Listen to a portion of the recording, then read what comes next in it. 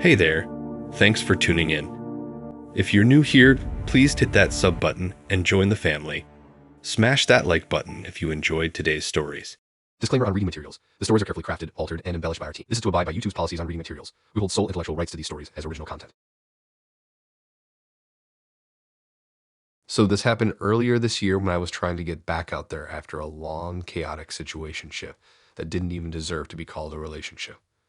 I honestly wasn't expecting much. I just wanted to meet new people and maybe enjoy a conversation that didn't end with jostling or passive-aggressive texts.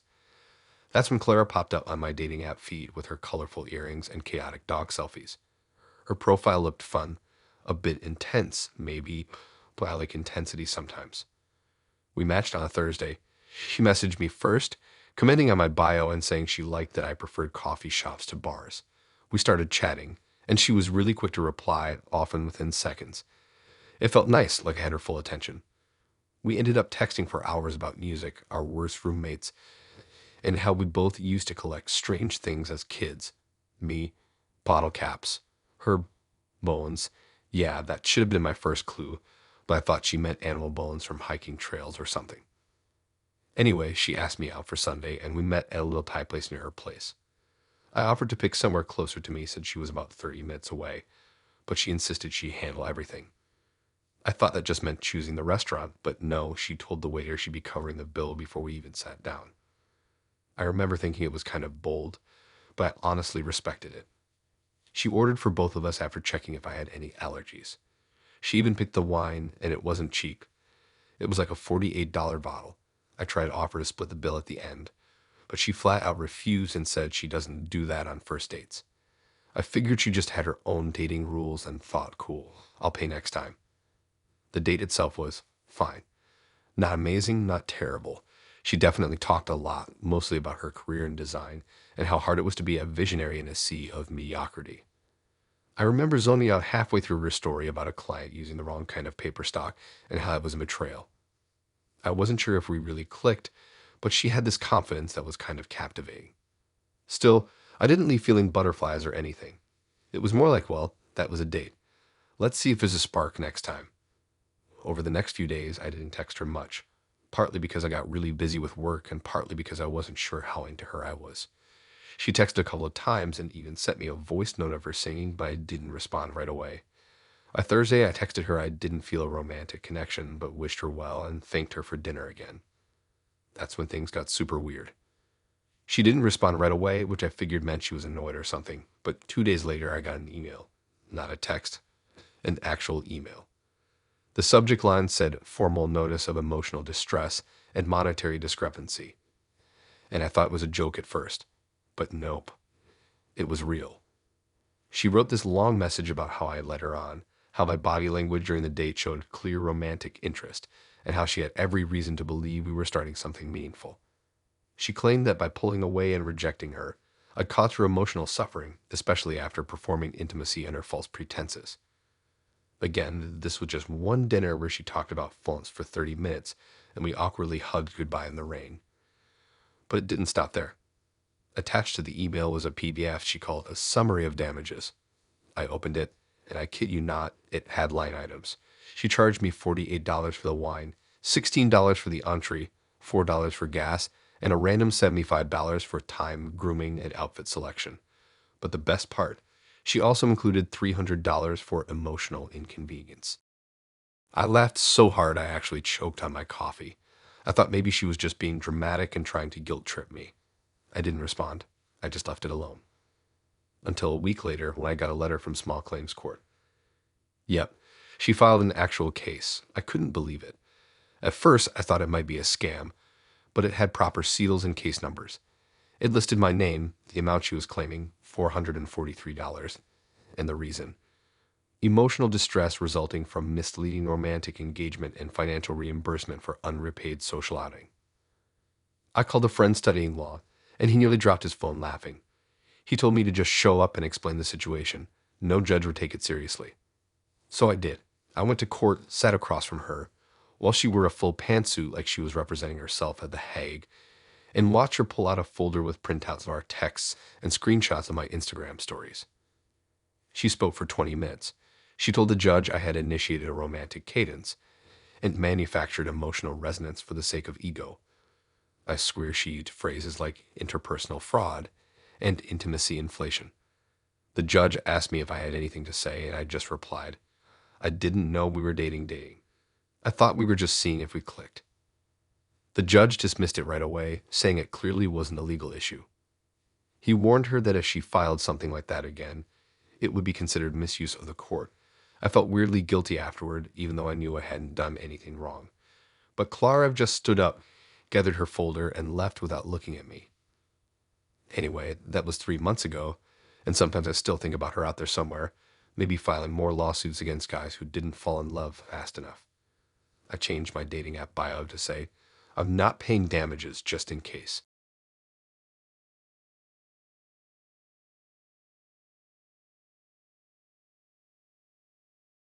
Okay, so I was stuck in this boring job at the time. Every day by around 3 p.m., my brain felt like it was melting.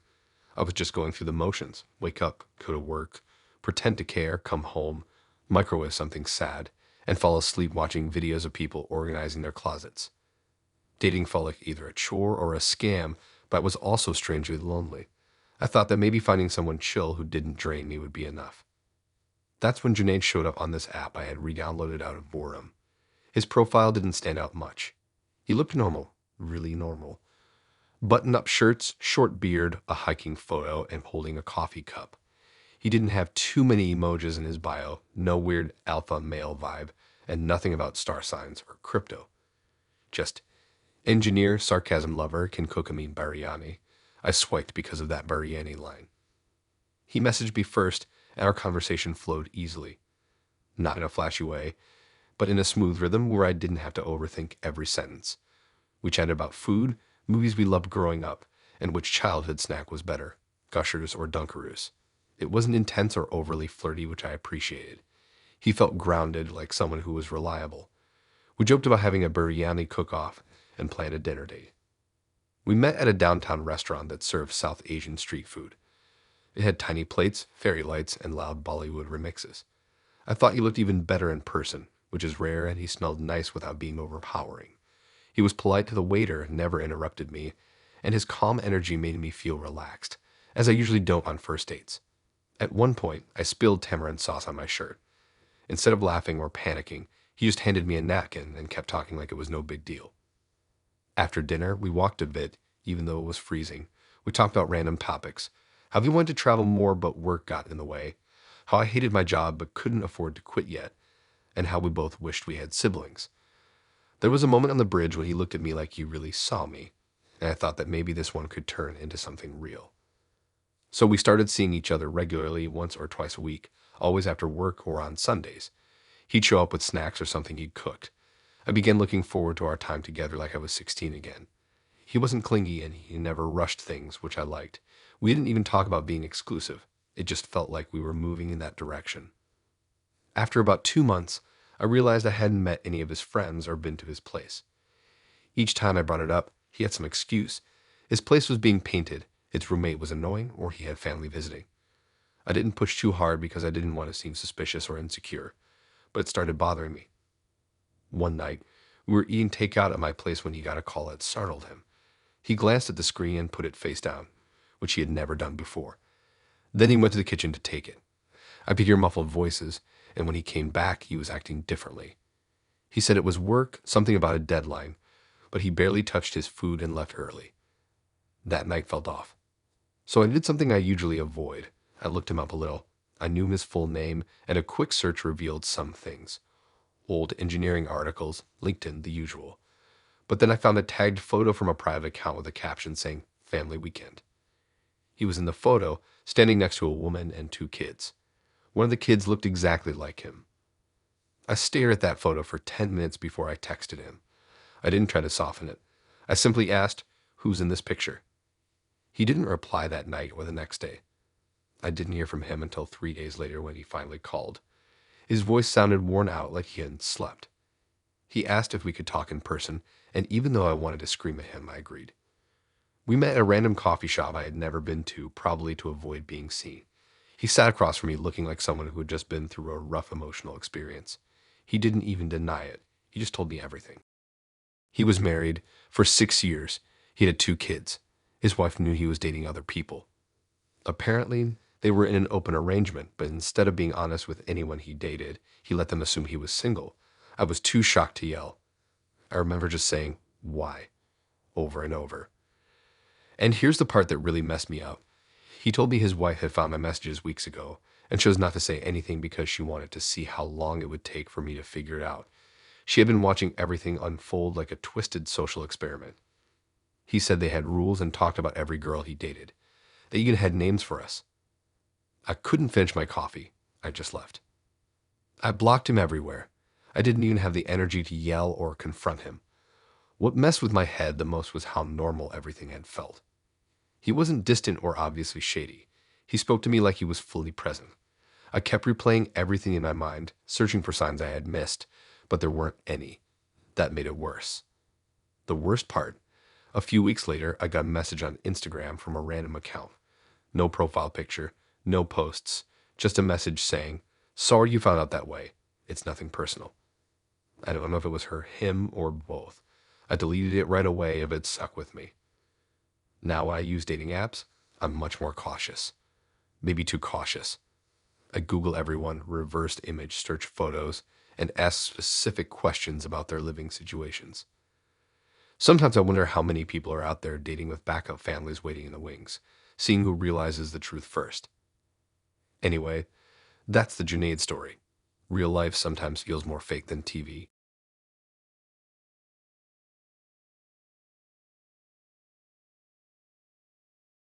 So here's the thing. I never really took dating apps seriously. I would go through phases where I'd download one, swipe around during lunch or while waiting for laundry, match with someone, maybe talk for 2 days, and delete it because it made me feel weird. But one week I was sick and stuck at home, binge watching trash TV and eating soup from a mug.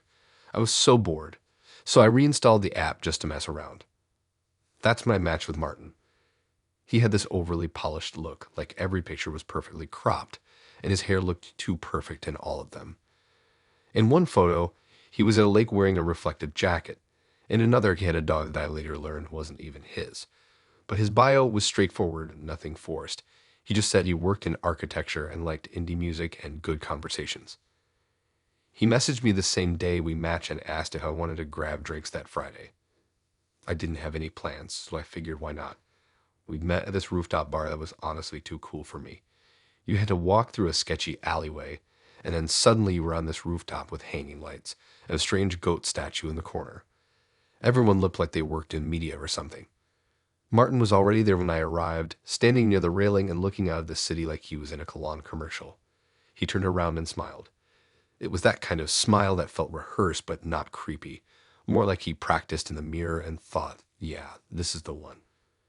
He was charming. Not in a flirty way, but in a way that he asked questions, actually listened, didn't interrupt, and made me feel like I was the only person in the room. We ordered these overpriced cocktails that tasted like flowers and soap. He joked about how he was trying to appreciate weird ingredients lately. I laughed more than I expected, and we ended up staying there until close to midnight. After the date, we started texting pretty regularly. He'd always reply quickly, send funny memes, and remember little things I mentioned, like how I liked cherry-flavored candy or hated it when people wore sunglasses indoors. We would now begin the week after, then again the week after that. He'd bring me little things like iced coffee or a pastry from a bakery near his work. I started to think maybe this one wasn't like the others. The strange part didn't start until I mentioned my sister. It was casual. I was talking about how she borrowed my jacket and stained it, and he froze for a second, like that moment in a movie when everything slows down. He asked what her name was, and I told him. Then he asked to see a picture. I didn't think much of it at the time. I scrolled through my camera roll and showed him one from her birthday. His reaction was odd. He stared at the photo a little too long and then said, "She looks really familiar." I thought maybe they'd met before or maybe he'd seen her online. He said he couldn't place it and brushed it off, so we moved on. But after that, he kept bringing her up, like randomly. He'd say things like, "You and your sister seem close," or "What did your sister do again?" or she's really photogenic. At first, I thought he was trying to bond with me through my family, which seemed sweet. But then he started asking for her Instagram. I told him she didn't really use it, which was true, and he looked almost disappointed. He wanted to know if she was dating anyone, what her type was as she lived nearby, and if she preferred introverts or extroverts. I remember laughing it off and told him he was asking more about her than about me. He kind of smiled and said, "Yeah, I guess I just find her fascinating." Red flag. Yeah, a huge one. But I didn't walk away. I told myself it was just curiosity. People get weirdly interested in other people's families all the time, right? Wrong. It all came to a head at dinner one night. We'd been dating for just over a month. He made reservations at this sushi spot I really wanted to try, and everything seemed normal. He even brought me one of those little soy candles I liked. We were talking about movies, and then out of nowhere, he said, "I have to be honest with you about something." My stomach dropped. I thought he was going to say he had a girlfriend or was moving away or something cliche like that. No. He said, and I swear I replayed this like a movie in my head for days, that the reason he went out with me in the first place was that he recognized my sister in one of my tagged pictures online. He'd been obsessed with her in high school. She was a couple of grades above him and never noticed him, but he had this huge crush on her for years. He said when he saw my profile, it felt like fate, like this was his chance to get closer to her somehow. I just sat there, staring at him across the table, thinking, is this real life? How do you respond to that? He wasn't even apologetic. He kept talking, saying he really liked me now, but that when we first matched, it was all about her. He said he wanted to tell me sooner, but didn't want to freak me out. Too late, dude. I left without saying much. I just paid for my half, grabbed my coat, and walked out. He texted me a few hours later, saying he hoped I could forgive him, that he still wanted to see me, but I never responded. I told my sister everything the next day, and she had no memory of him. None. She said his name didn't even ring a bell. Somehow that made it creepier because it meant he'd been holding on to this fantasy about her for years, and I was just a way for him to chase it. I deleted all the dating apps again after that. Haven't re-downloaded them since. So yeah, that's the story of Martin. Just a guy with gray hair and a disturbing obsession with my sister.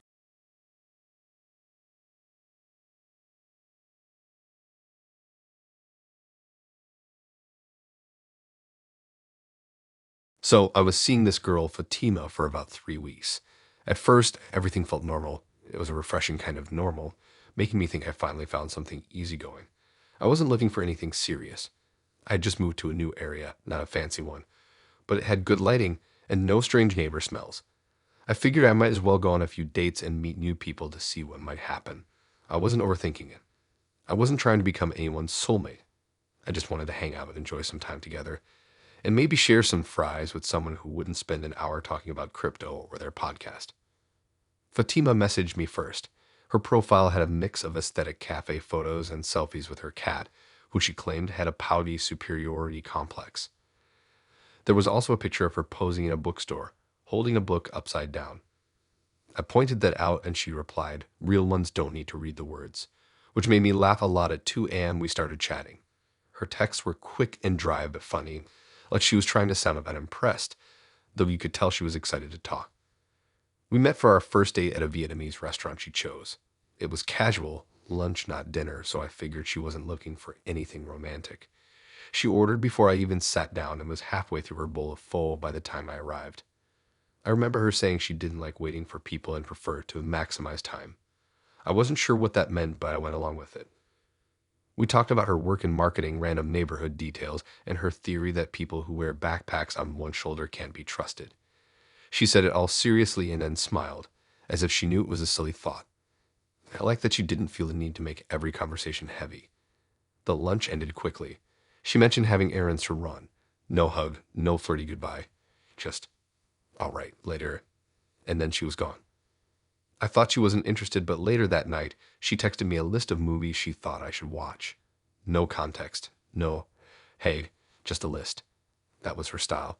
She would send song links, articles, or even recipes without saying something obvious like, "I'm thinking of you." Just drops of content. I liked it. It felt like her way of saying, "I'm here," without saying it outright. Over the next few weeks, we went out maybe 4 or 5 more times. It was always her idea. She chose the places and the vibe was never the same. Once it was Korean barbecue, then a jazz bar with drinks that cost $18 and tasted like carbonated perfume, then a niche coffee event in a garage that she claimed was underground culture. She always dressed sharply, spoke as if she had a speech prepared, and treated every interaction like a task to finish. I thought it was cool. A bit quirky, sure, but I didn't mind structure. Some people need a plan. I was fine with her taking the lead since I wasn't trying to force anything serious. I liked her, but I didn't feel fireworks or hear wedding bells. It just seemed like two people hanging out, getting along, enjoying good food, and figuring out what this was. Then one afternoon, she sent me a text saying she had something important to share. I thought it might be a playlist or something fun. Nope, it was a PDF. At first, I thought she sent the wrong file or something related to work. I opened it, and to my surprise, it was a full invoice, an actual itemized bill. The title read, Personal Time and Dating Contributions, Statement of Compensation. I read it twice before it sunk in. She had dates, times, locations, every single place we had been together listed in a spreadsheet. Then there was a breakdown of each activity. She included her outfits, transportation, tickets, meals, and what she called emotional bandwidth allocation. The total came to $316. $316. She included a paragraph saying she calculated it fairly and that while emotional return on investment had been low, she hoped I could at least reimburse her for her time and effort. She used those exact words, time and effort. I didn't know what to say. I stared at my phone, hoping it would glitch and reveal this was all a joke. But then she followed up with another message asking, let me know if Venmo or Zelle works best. No emojis, no laughter, just business. I texted her to ask if she was serious, and she replied, completely. I've done this with others before. I believe in accountability and closure. I didn't respond after that. I didn't block her either. I just let it be. A week later, she messaged again, asking if I had time to review the document, and if I needed an updated version. That's when I finally said, no, I'm not paying you for dates we both agreed to go on. This isn't a service. We were seeing each other. That's it. She left me on read, and that was the end of it. I haven't heard from her since. A few days later, I shared the story with some friends, and they had different reactions. Some thought it was hilarious. One said, honestly, she's ahead of her time. Another suggested I should have paid just for the story. But mostly, people were confused. Honestly, so was I. It wasn't really about the money. I could have covered that $316 and moved on. But it bothered me that dating someone, just getting to know them casually, could somehow be turned into a transaction. Like she was offering a refund on bad vibes. Like it was a disappointing purchase on Amazon. Since then, I've felt weird about dating. Every time someone says, I'll plan the next one, I get nervous. Am I about to get charged for this? Do I need to start writing receipts too? That's the Fatima story. And somewhere out there, she probably has a spreadsheet with my name on it.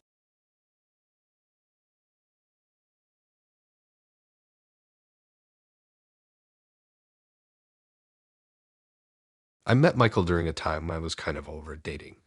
I didn't want to spend every weekend in bed scrolling through social media, looking at people who seemed to have their lives together. It wasn't a dramatic breakup that led me to this mindset. It was more of a slow burn of awkward dates and dull conversations. I started to think maybe dating just wasn't for me right now. One night, I was out with friends at a fusion restaurant that sold birria sushi rolls. One of them said, you need to meet someone who's been in therapy at least once. It sounded odd at the time, but it also made a bit of sense. After that, I returned to the dating app with a new approach. I filtered out anyone with gym mirror selfies, quotes from The Office, or bios that started with, I'm bad at bios. I began actually reading the answers in their prompts, and that's how I found Michael. His profile was straightforward and not overly polished. There was a picture of him holding a plant, one with a golden retriever, which I later learned was his aunt's dog, and a blurry concert photo. His answers were thoughtful, but not in a forced way. He mentioned building furniture from scratch and also listed serial overthinker and recovery as one of his quirks. I liked that. I messaged him first with, okay, but what kind of furniture? He replied just 2 minutes later with a photo of a wobbly shelf and wrote, don't judge, I ran out of screws. We chatted for about a week before meeting up. He was funny but not over the top. I never felt like I had to impress him. I remember one conversation focused entirely on which colors feel like food. Green is definitely sour apple, not broccoli, no debate. He invited me to a bar with board games and vintage couches. I said yes because it sounded different from a typical date. I was tired of typical. When we met, he was just as I expected, slightly awkward at first, tall in a way that made chairs look uncomfortable but relaxed. He wore a faded hoodie under a denim jacket and smelled like sandalwood and clean laundry. We got drinks and sat at a table with a worn chessboard, even though neither of us knew how to play. The conversation flowed easily. He listened, really listened, and remembered little things I had mentioned. I thought finally someone with emotional intelligence. About halfway through the evening, it got quieter. The music grew louder, the bar filled up, and we leaned closer to hear each other. I mentioned how dating apps make everyone feel disposable. He nodded and said, "That's actually what I've been working on in therapy." I'm usually fine with people discussing therapy. I think it's great when people go, it shows growth. It shows they aren't afraid of feelings. But then he continued. He said, "I've been in therapy for emotional manipulation. I'm trying to unlearn it." He dropped that into the conversation as if it were nothing big. I blinked, paused, and tried to process it. I asked him what he meant. I thought he might be talking about being manipulated or learning to set boundaries. But no, he told me that in the past, he often got into people's heads and pushed buttons to see how they react. He described being called calculating and mentioned his therapist saying he needed to understand how his actions affected others emotionally, not just in practical terms. I sat there staring at the Jenga set on the table, thinking, how is this a normal Thursday night conversation? Then he said something that made me really pause. He told me dating me was kind of part of his therapy. Not like homework, but more like a personal test to see if he could date someone without falling into old patterns. He reassured me he hadn't manipulated me and if he was genuinely trying this time. He wanted to be honest because he didn't want secrets between us. I understood that honesty matters, but I also felt like I was unknowingly part of a trial run. I felt like it was some kind of experiment to see if he could behave. I didn't know what to say. I nodded slowly and said something like, "Cool that you're working on yourself." Because what else do you say to someone who tells you they're using you to measure their emotional progress? The rest of the date felt strange after that. I couldn't unhear what he said. Every time he smiled or asked me something, I wondered if it was real or if he was analyzing me again. Was he testing my reaction? Was this all part of some internal checklist? When we said goodbye, he gave me a soft hug and said, "This was actually really good for me." That felt way too clinical. It sounded like he would go home and write a report on it. I didn't block him. I just stopped responding. The next day, he texted saying he had fun and was proud of how it went. A week later, he sent a long message reflecting on our date. He realized he might have overshared, and that part of him was still stuck in the pattern of trying to provoke a reaction with intense statements. He apologized, saying I didn't deserve that. I appreciated it, but I couldn't keep seeing him. I don't want to be someone's test run. I don't want to feel like I'm sitting across from someone who's mentally taking notes every time I talk. I hope he figures it out. I don't think he's a bad guy. He may just be too aware of his own patterns to relax around others, yet we're too used to turning vulnerability into something performative.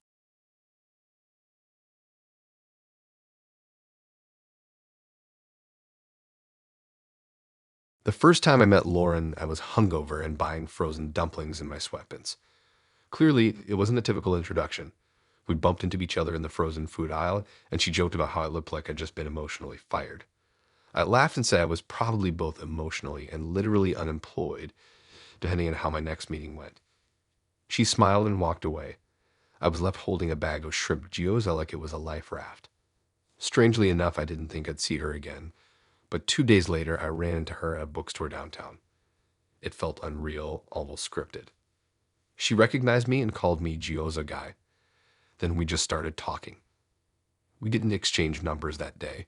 She found me on Instagram that night and messaged me she was a secured. After that, we began to talk regularly. It felt easy, not forced or polished like chats on dating apps often are. She was quick with her comebacks and had this sarcastic tone that made everything sound like a challenge. It kept me engaged. She wasn't trying to win anyone over. She just was. We went on our first date about a week later. We met up at a quirky late-night diner she chose, the kind with sticky menus and 90s dessert photos. We ended up sitting there for 3 hours talking about topics that didn't even make sense later. At one point, we ranked public restrooms by anxiety level. She made everything feel like a performance, like we were doing improv without realizing it. That was her thing, turning everything into a scene. I just didn't know how literally that would play out. After that, we started seeing each other regularly. Nothing super serious, but more than casual. She would text me randomly to meet at odd places, a laundromat with arcade machines, a park at 10 p.m. for meteor vibes, or a silent disco with basically 10 people wearing headphones in a garage. I never knew the plan, but that was part of the appeal. Lauren wasn't boring. She had a way of making everything feel like an inside joke, even if I wasn't entirely in on it yet. However, she always had her phone out. That's what began to annoy me. At first, I thought she was just someone who took lots of photos or liked documenting moments for her stories, but she never actually posted anything. She just recorded things all the time. Not obviously, not pointing it at my face, but she'd keep it on the table with the mic facing us or leave it propped against something while we talked. Once, I caught her hitting record before I sat down at a cafe. I asked, "Are you working on a project or something?" She simply replied, sort of. I didn't push it. I figured it might be for her own memory or some aesthetic recap she'd never share. People are strange about memory these days. I've seen them record concerts through entire songs without blinking. Anyway, this went on for about 2 months. She never introduced me to her friends. We never went to her place. She always had roommate drama or claimed her apartment was messy. I didn't push it because, honestly, I didn't care. I liked the weirdness. It felt light until it didn't. I found out on a Wednesday when my friend Alyssa sent me a DM with a video link and just said, "Is this you?" It was a TikTok. An anonymous account with no name or bio, just a cartoon icon. The video was blurry but clearly showed me sitting across from Lauren at the diner where we went on our first date. It wasn't a clear shot of my face or anything, but the captions were direct quotes from me. The audio was real. Stuff I'd said, laughing at my own jokes, talking about my worst roommate story, all word for word. She'd edited it with moody background music, and the title on screen read, "Date number 4, Testing Vulnerability Thresholds." I just stared at the screen, utterly confused. The video had over 30,000 views. The comments were people reacting to my stories as if I were a character. Some said, "He's actually sweet," while others labeled me classic narcissist disguised as self-deprecating humor. There was a poll at the end that asked, "Would you go on a second date with this guy?" Yes/no/ she's giving side quest energy. I had trouble catching my breath for a moment. I scrolled through the account and discovered 5 more videos, all numbered, all clearly about people she dated. Some had their faces blurred, some didn't. One showed a guy ranting about astrology, and another featured a guy crying over his ex. Each video had captions like "subject is unaware" or "waited 9 minutes before asking a question back." I didn't know what to do. Should I confront her? Act like I hadn't seen it, laugh it off? In the end, I texted her, "Hey, can I ask you something kind of serious?" She replied about 10 minutes later, "Shoot." I sent her the video link. No reply for about 2 hours. Then she sent a string of messages. "Okay, wait. You weren't supposed to see that. I didn't tag you or anything. Please don't freak out." Too late. I called her. She picked up. Her voice was calm, which annoyed me even more. She explained it was part of a social experiment project she'd been doing anonymously for the past year. She claimed none of the videos used names or tagged anyone, and she only used clips that were emotionally neutral or light. I asked her why she hadn't told me.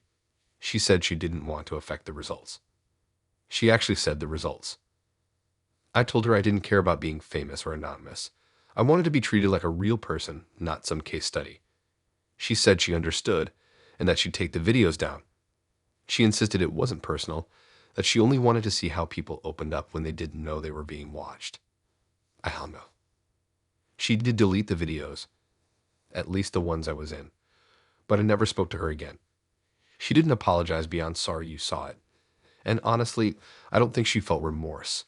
I believe she thought it was justified. If it produced content that people enjoyed, it was worth it. Since then, I found myself double-checking every time someone puts their phone on a table during a date. I wonder if I'm being recorded. I wonder if I'll end up as a clip with background music and a question box that says, "Is this guy emotionally available or just really good at faking it?"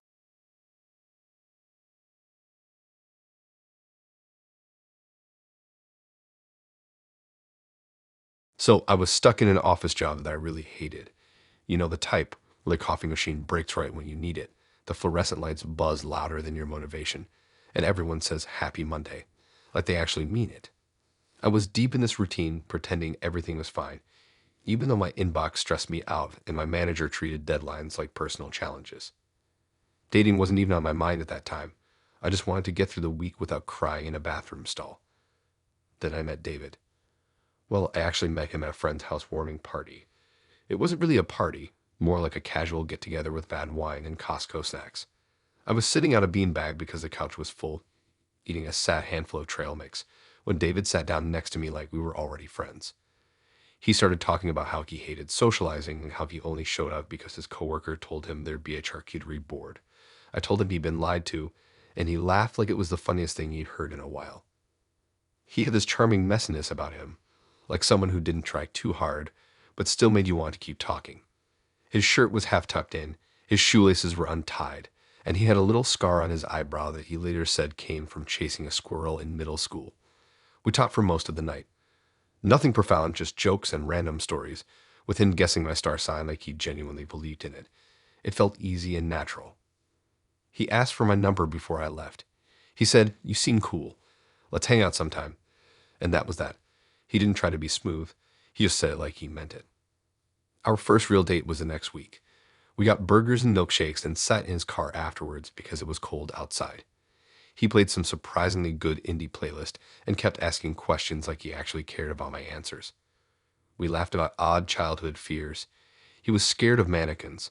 I had a fear of ceiling fans falling. And at one point, he said, "I haven't had this much fun with someone in forever." It was nice. He was nice. We started seeing each other more after that. He'd text me some mornings just to wish me a good day. He'd drop by my office during lunch breaks with smoothies or snacks to keep morale up, as he said. I won't lie, I liked the attention. I like feeling chosen, especially after months of dates that felt like interviews and half-hearted you up. Text at 11:47 p.m. After about 3 weeks, he suggested I come to his place. I'd mentioned how much I disliked mine, and he said I should hang out at his sometimes. He had better snacks, less stress, and real candles that weren't from the clearance section. I went over one Friday night, and it was cozy. Actually cozy. He had matching blankets, and there was no weird smell of leftovers or moldy towels. He made spaghetti, put on a movie I liked, and gave me socks because my feet were cold. It wasn't dramatic or sexy. It was just warm. Then, everything started moving really fast. He made jokes about how I should just move in. He'd say things like, "You already spend more time here than at your place," or "Think of how much money we'd save if you just lived here." At first, I thought he was just flirting. I'd laugh and change the subject, but he kept bringing it up. Every time I complained about work, my awful apartment, or my neighbors yelling at 2 a.m., he'd say, "You know there's a solution to that." I'd just roll my eyes. Then one day I came over and noticed a toothbrush in his bathroom with my name on it. Not in a creepy way, more like a look what I did kind of thing. I told him it was funny and a bit weird. He replied, "I'm just manifesting. You'll be here full-time soon." I should have asked more questions, but I didn't. When someone's being sweet and you're tired, lonely, and your apartment is a mess, it's easy to believe the fantasy, or at least ignore the unsettling parts. Then came the bet. I found out about it completely by accident. I was at a happy hour for his job. He'd invited me last minute, saying it would be fun and that his coworkers wanted to meet the person who was making him soft. I agreed, even though I didn't know anyone there. I arrived late and walked in while he was talking to some guy near the bar. He didn't notice me yet. I wasn't eavesdropping. I was just trying to find him. But then I heard my name. The guy laughed and asked, "So, what's the countdown now?" 2 weeks left. David replied, "Yeah, she's almost there. I think I've got this in the bag." I froze. The guy asked something I didn't catch, but David's answer stuck in my mind. 60 days, get her to quit her job and move in with me. That was the deal. I stood there holding my coat, staring at the back of his head, while everything around me became loud and blurry. I turned around and walked out. He texted me less than 10 minutes later, asking where I'd gone. I didn't reply, he called. I ignored it. Then he sent another text saying, "Please let me explain." I didn't want to hear it. But later that night, I gave in and answered his call. He admitted it. He said it started as a joke between him and some coworkers that they were all bored and stupid, and someone dared him to see how fast he could make someone fall for him. He said it wasn't personal, that he really did like me, that it stopped being about the bet weeks ago. I hung up on him and blocked his number. The worst part wasn't the lie. It was that it felt real. He had remembered the things I told him. He brought me snacks. He noticed when I was stressed. He put my name in my toothbrush. It all felt specific, like he was trying. But maybe that was the game. Maybe the whole time he was just checking off boxes and reporting back. I never saw him again. I didn't want to. Now, whenever someone tells me I seem like the kind of person who makes a place feel like home, I want to throw my drink in their face. I don't want to be anyone's challenge, experiment, or bet. I just want to be a person, not some weird prize.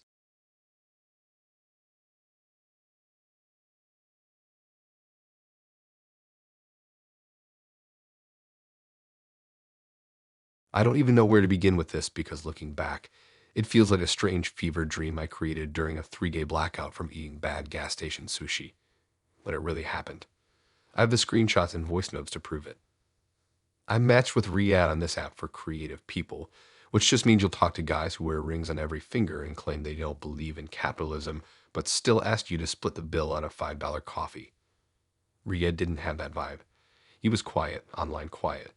His profile had 2 pictures, one of him holding a camera and the other in front of a mural that looked like it was in an alley smelling of spray paint and expired juice. There was no bio, just let's see what happens. That should have been my first clue, right? If someone says, let's see what happens, they either want to marry you in 3 weeks or they're secretly building a strange AI version of their ex in a digital basement. I didn't know which one he was yet, so I swiped yes. Our first conversation was nothing special. We discussed our favorite video games, weird childhood snacks, and whether squirrels have secret societies. It was goofy, low stakes, and it felt genuine. He had a way of replying with such detail, like he read my message 3 times before answering. I liked that. He asked if I wanted to grab coffee the following week, and we met at this cafe trying too hard to look rustic, like someone dumped an entire antique shop into it. He was cute in a sleepy way. Soft hoodie, half grown out beard, the kind of guy who would apologize to a fly before killing it. We sat by the window and talked for almost 2 hours. He was a bit awkward, but not in a bad way. Just quiet. He looked at me intently like he was studying my face. I should have noticed that more. We saw each other again 2 days later and then again the following weekend. It wasn't serious, but it wasn't casual either. We didn't hook up. It felt more like a slow burn. We walked at night, shared playlists, and talked about strange dreams. He told me he did freelance graphic design and liked to build models in Blender for fun. At the time, I didn't even know what Blender was. Now, I wish I never found out. About 3 weeks in, I started to feel like he was low-key obsessed with my face. Not in a "you're beautiful" way, but more like he was studying it. I caught him staring a few times when we sat in silence.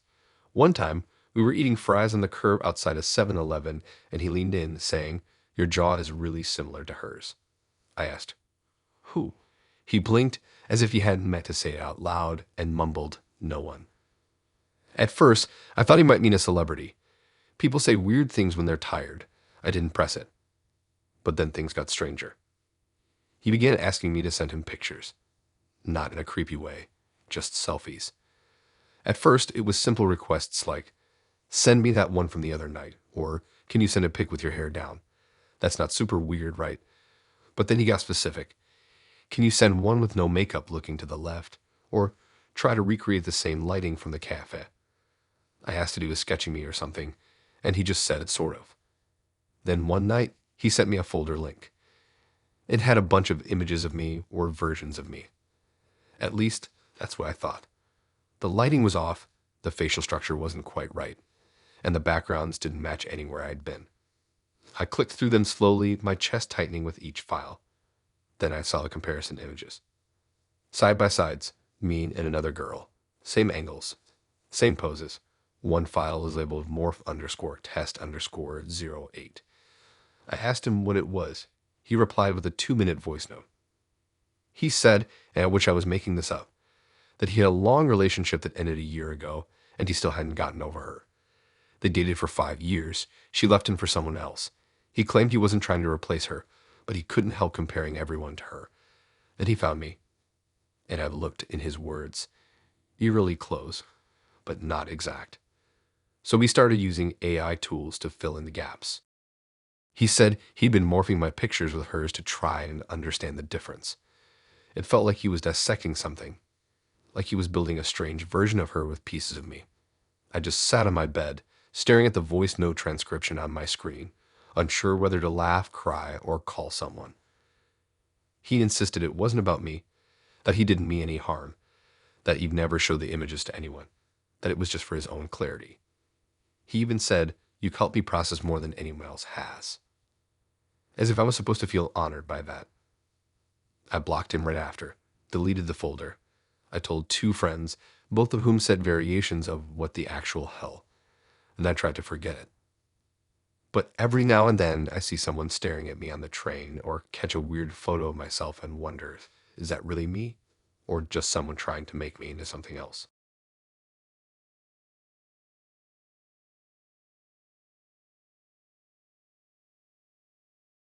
This all started because I was trying to be more open-minded, like actually open-minded. Not in the fake dating app way where people say they're chill with everything, but then freak out if you don't like the same pizza toppings. I was going through this phase where I'd read a bunch of those think pieces about modern love and how relationships look different now and how it's okay to challenge tradition and all that. So when Amanda told me on our first date that she didn't really believe in labels, I thought, cool, I can roll with that. We met at a food truck park, which already told me she was probably cooler than me.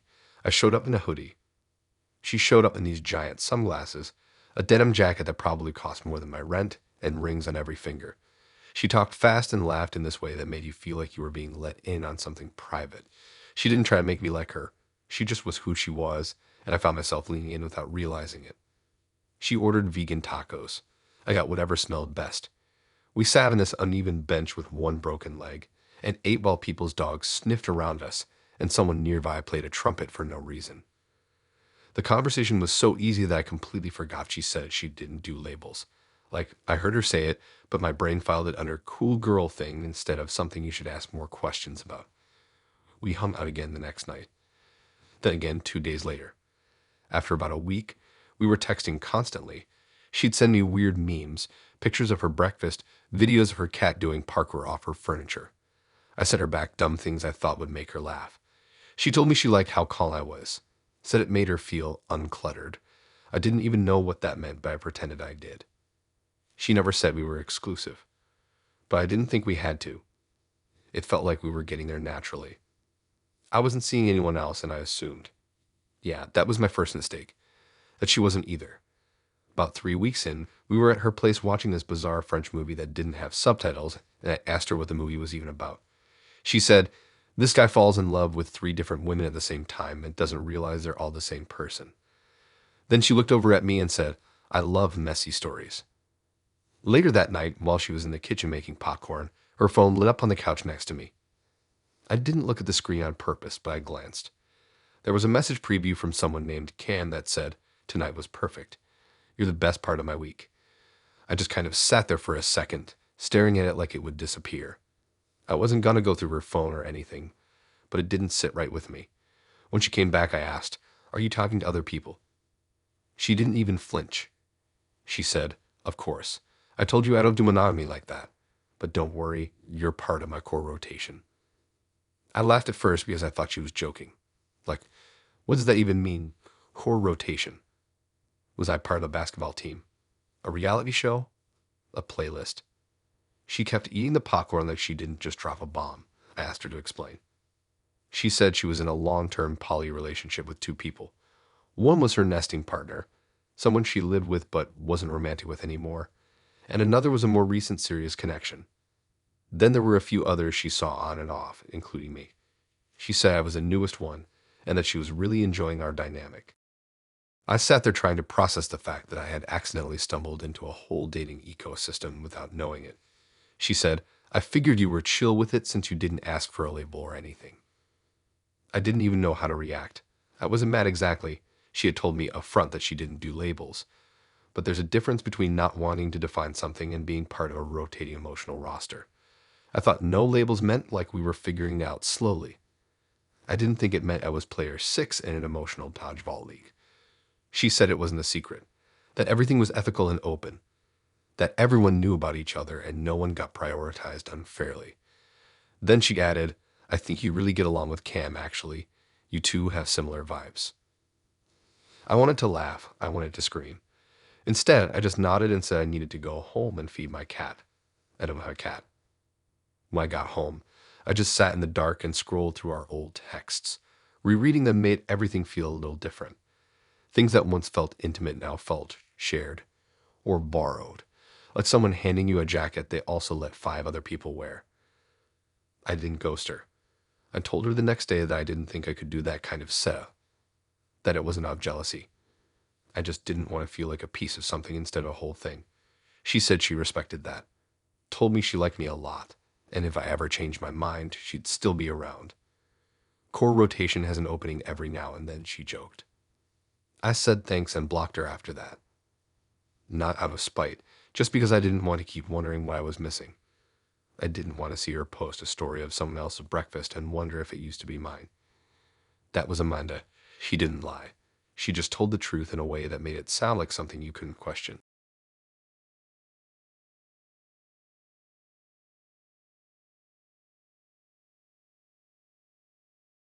I'm not one of those people who falls hard and fast.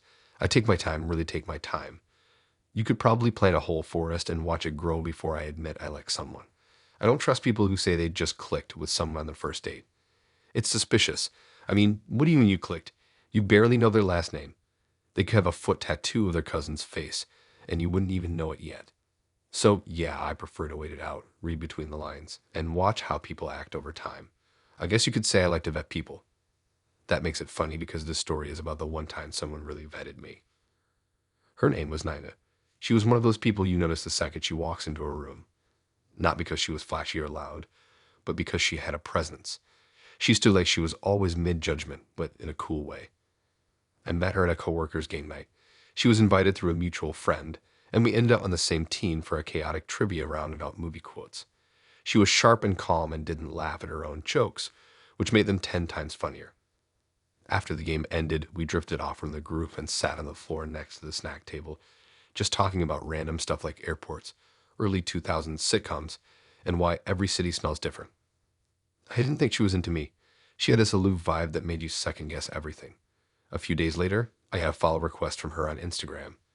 She messaged me something like, still thinking about your take on airport security. That felt oddly charming. We started talking a lot after that.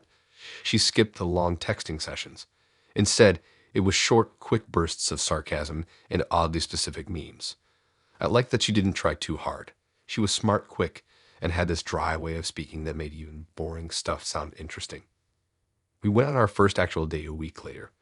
We got coffee at a place that was too cool to label their menu, just icons and tiny fonts. She wore a big jacket and black boots and talked about how people who use speakerphone in public should be arrested. I agreed instantly. There wasn't a single slow moment the whole time. I left thinking, okay, this is different. Later that night, she texted me saying she had fun, but in her way, you were less annoying than I expected. I replied with something equally dumb, and we kept the momentum going. We saw each other 3 more times over the next 2 weeks. It was always her idea, always well planned. She picked unique places, this old bookshop that turned into a bar after 8 p.m., a ramen spot that played jazz, a drive-in movie screening even though it was freezing outside. She never overshared but listened closely.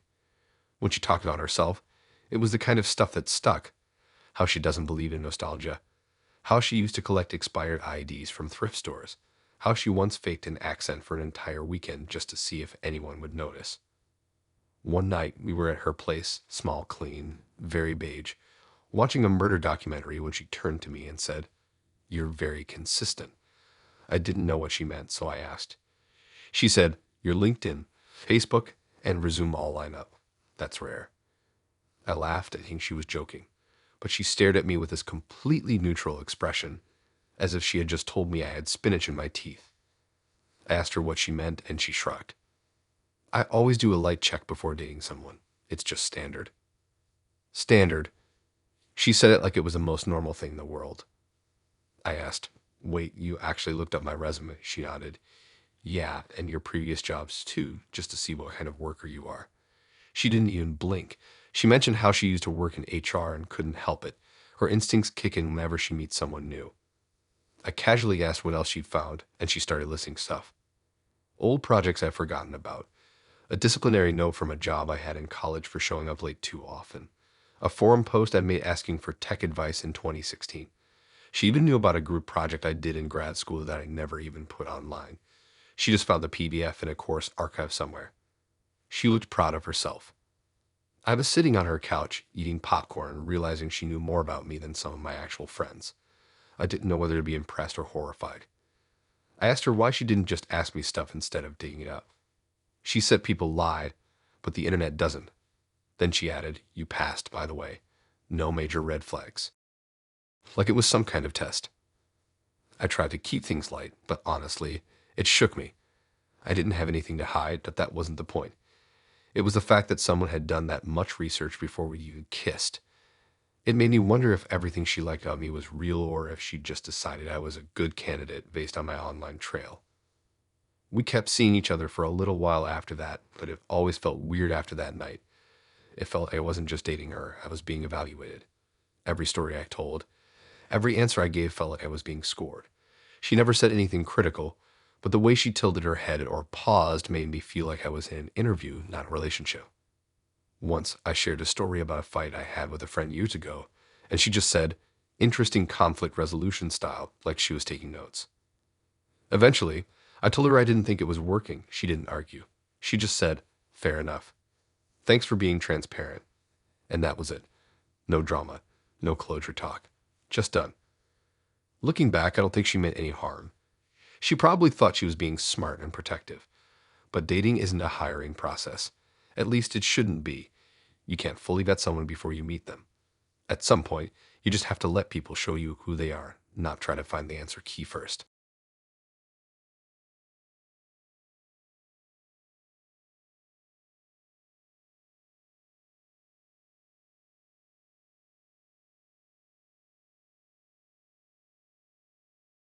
You ever go on a date with someone and they seem so aggressively neutral that it's almost suspicious? Like you bring up literally anything that could spark a strong opinion. Pineapple on pizza, airport security lines, the existence of horoscopes, and they just smile and go, yeah, interesting." That was Ryan. Except instead of being boring, he was just calculated. I didn't realize it at first. I thought he was just one of those chill dudes who avoided conflict.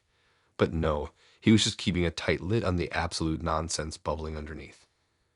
We met at this trivia night a friend dragged me to. I didn't even want to be there. I was tired, my back hurt, and I had already mentally committed to watching reruns of that cooking competition show where everyone's constantly sweating. But I went and got a drink, and Ryan was on our team. He was quiet, not in an awkward way, but in a "I've got a secret I'm not sharing" kind of way. He only spoke up when he knew the answer, which he did, a lot. Knew all the obscure 90s pop songs and random geography questions no one else even attempted. I asked him later how he knew that Moldova had 3 official languages, and he just shrugged like it was obvious. Anyway, after trivia ended and our team lost miserably because no one could name more than 2 Kardashians, he asked if I went to grab a drink sometime. He was cute in a quiet tech guy way. Glasses, flannel, weird shoes that probably cost way too much. I gave him my number and thought, sure, why not? We went out that Friday. Chill bar, nothing fancy. He was polite, asked good questions, didn't interrupt. Just very aware of his presence, like he practiced this whole conversation in a mirror. The only weird thing was that he straight up dodged anything even slightly political. I made some dumb joke about how our mayor looked like a cartoon cop, and he just blinked and changed the subject.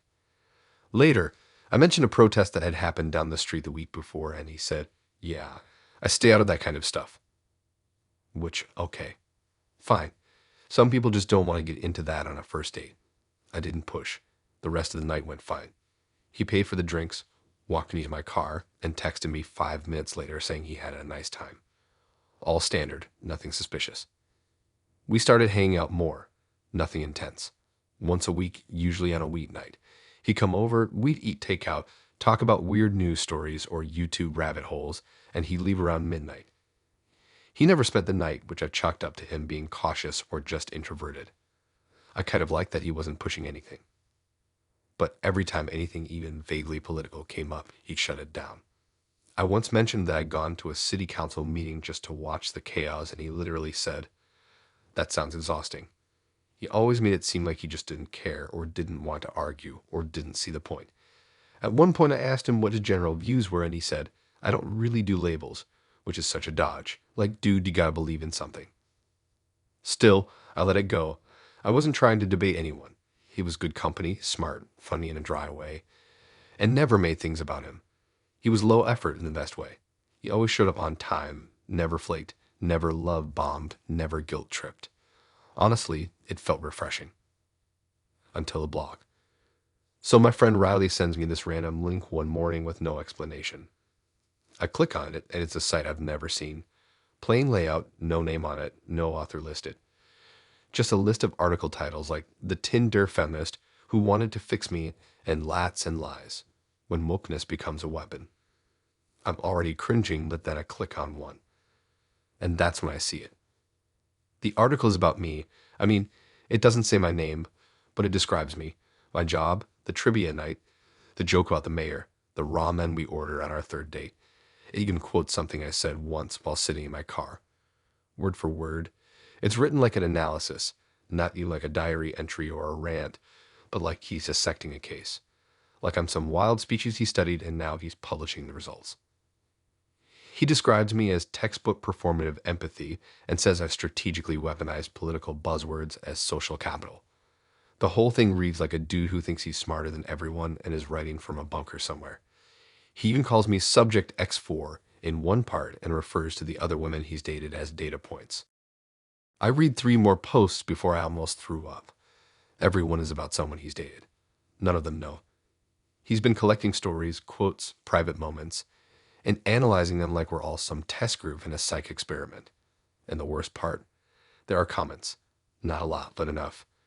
People responding with stuff like "another Libet clone" or "they all followed the same script." I texted him immediately and said, "Is this you?" with a link.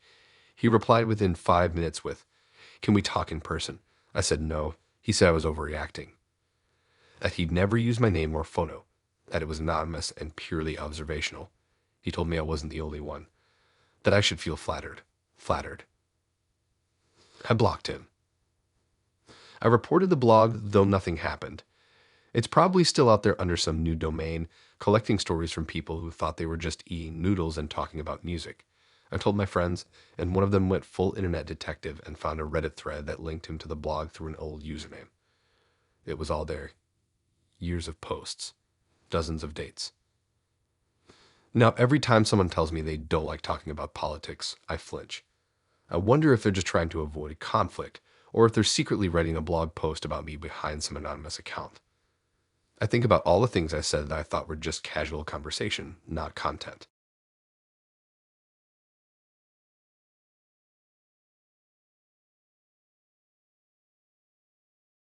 You ever get that weird gut feeling that something's just off, but you brush it off because everything else seems perfect?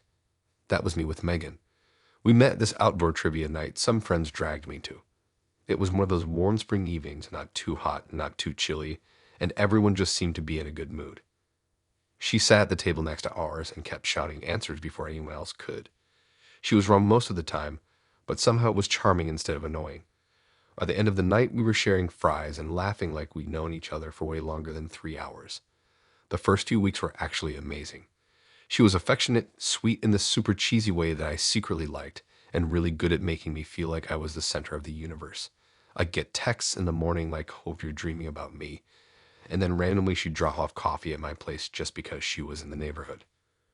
We binged a lot of stupid shows together and made these dumb snack combinations that definitely weren't healthy but weirdly became our thing. I remember thinking at one point that this might actually be going somewhere. Then one night, we were chilling at her place eating noodles straight out of the pot like complete goblins, and she randomly brought up her ex.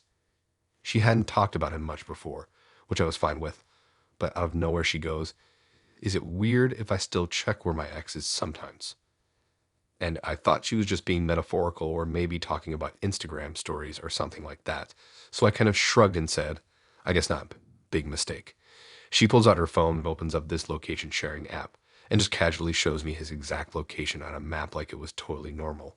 Like she even knew what building he was in and what floor. Apparently, it never turned off location sharing from when they were together, and she never mentioned it to him. She said she liked knowing if he was doing okay. I didn't really know how to react. Like, yeah, people stalk their exes sometimes online, I get that. But using a live map to track his every move, that felt like a whole other level. I tried to laugh it off and asked her why she still had access to that. And she kind of waved her hand like it was no big deal and said she just hadn't gotten around to removing it. The way she said it, it was like she was talking about forgetting to return a library book or something. Then she hits me with this insane idea.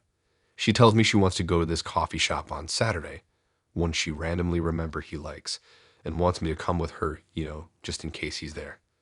I asked her straight up if she was trying to run into him on purpose, and she said, nah, it'd just be a coincidence. But like, a cute one. Her words, a cute coincidence. I remember just sitting there nodding slowly while every single part of my brain was screaming for me to get out of that apartment. The more I thought about it, the weirder it got. She'd mentioned the ex like he was just a chapter she had closed, but she'd also bring up these random facts about what he was doing, who he was hanging out with, even what gym he switched to. All of that from the tracker. She wasn't even being sneaky about it, like she genuinely didn't think it was strange. After that night, I kind of distanced myself a bit. I stopped responding to her texts right away and skipped our regular Tuesday hangout. But she noticed immediately and started getting all dramatic, like, are you pulling away from me because I was honest? I didn't know how to even explain it without sounding like I was accusing her of something extreme. I mean, she wasn't violent or anything. She wasn't threatening her ex. She just wanted to know where he was all the time. Constantly. The weirdest part, she didn't think it was wrong. In fact, she tried to get me to help her plan these fake coincidences more than once. One time, she said we should go to this bar that she heard was fun. And when I hesitated, she literally showed me her ex was there right that second, like she was trying to sell like some kind of scavenger hunt prize. Eventually, I just ghosted her. I know that's not the best move, but she had this way of twisting every conversation so that she ended up being the one hurt. I couldn't deal with the mental gymnastics of trying to explain why tracking her ex like he was a Pokemon wasn't cool. And honestly, I didn't trust her not to spin it into some dramatic story where I was a villain. It's been months since then, and sometimes I still get paranoid that she might be tracking me somehow. Like I'll be walking past a place we went to, and I'll think, what if she shows up? I've checked every location sharing setting on my phone since then like a dozen times. You've deleted an old app just in case it was linked to anything. Looking back, I don't even know if she actually liked me or if I was just a prop in whatever fantasy she was trying to create. Maybe both. Either way, I'm just glad I didn't help her run into him that day. That would have been next level messy, and I'm allergic to messy now.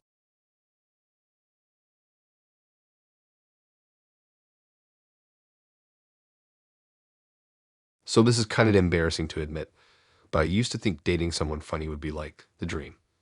Like, I was fully convinced that being with a guy who could make me laugh would fix everything else. Bad day, he'd make a dumb face. Annoying coworker, he'd do an impression.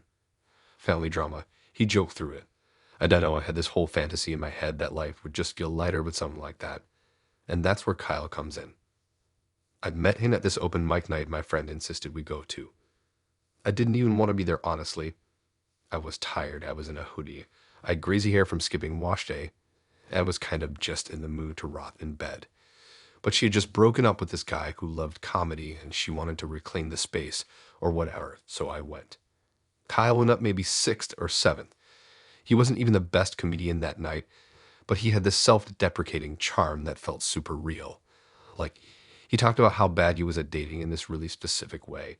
And I remember thinking, either he's actually a sweet guy or he's been through some weird stuff. After his set, we ended up talking at a bar. He was shorter than I expected, but made up for it by being way more confident than any guy I've talked to recently. He didn't flirt like most guys do.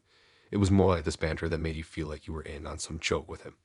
I didn't realize how quickly I was into him until I caught myself checking my phone the next day, hoping he'd message.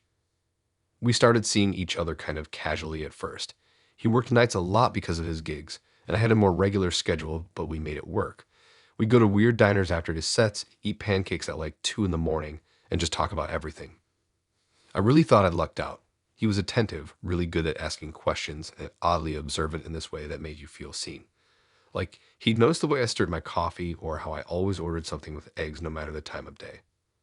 At first, it felt romantic. Now I realize I was probably just giving him material. Anyway, about a month in, I went to one of his weekend shows. He told me not to come at first because it was just a rough set at a new spot, and he didn't want me to be bored. But I wanted to be supportive, so I showed up anyway, thinking I'd surprise him. And yeah, I was surprised. Shocked, actually.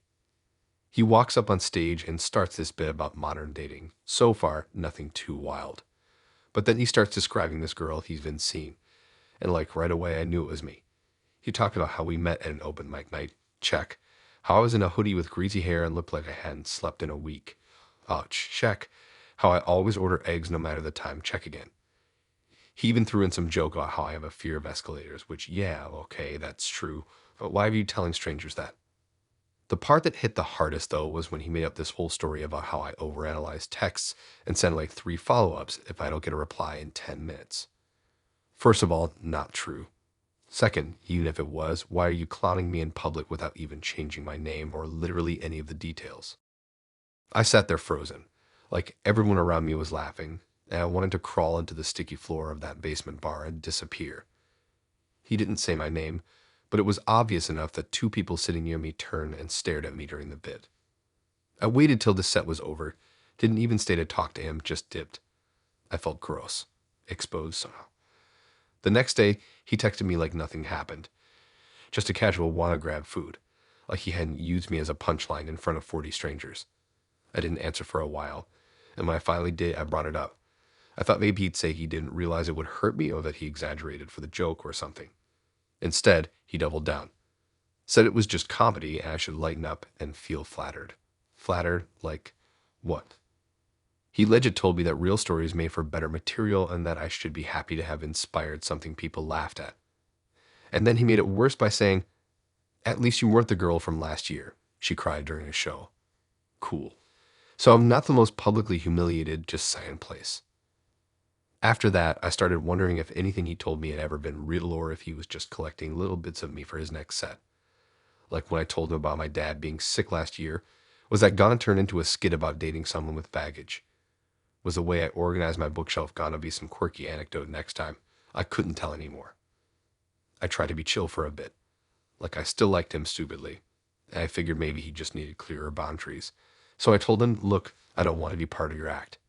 If we're gonna date, can my personal life be, personal? He nodded and said he understood. 2 weeks later, a friend of mine who'd seen him perform sent me a video. He was on stage again, telling some slightly adjusted version of one of our conversations. The worst part, he added details that made me sound like this uptight, needy girl who couldn't handle dating someone with a career in the arts.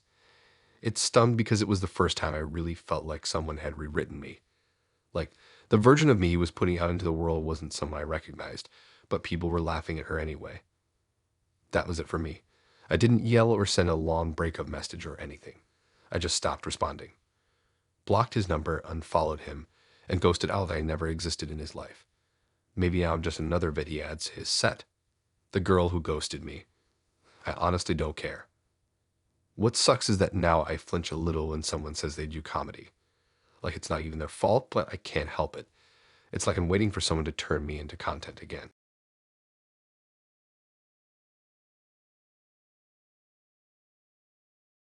I swear dating apps are like thrift stores. You scroll for hours, maybe find one good thing. And even then it probably smells weird or has a stain you didn't see until you got it home. I've been single for about a year when I matched with Alyssa. I was already sick of the swipe game, but something about her profile made me stop.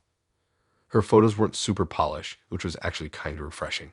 Like she looked like a real person, slightly crooked tooth, messy bun in half of them, and one picture with her grandma at a diner. Not trying too hard. It was cool. We started talking and it clicked immediately. She wasn't one of those people who just said lol or sent dry replies. She asked questions that felt like she actually cared, and our convo kept looping from dumb memes to deep stuff about our families. After a few days, she suggested grabbing bubble tea and walking around this little park that's usually empty on weekdays. It felt low-key and chill, which was exactly what I wanted. In person, she was just like online, even more expressive. She laughed with her whole body, talked with her hands, and would randomly stop walking just to point out some weird squirrel behavior or say a bug had good vibes. It was chaotic but fun. I remember thinking, okay, this one feels different.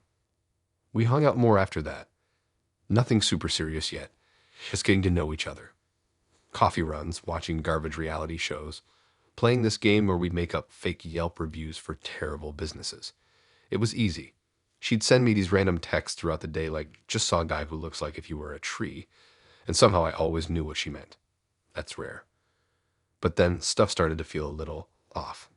Not in an obvious way. More like tiny things stacking up. Like she'd bring up stuff I hadn't told her yet.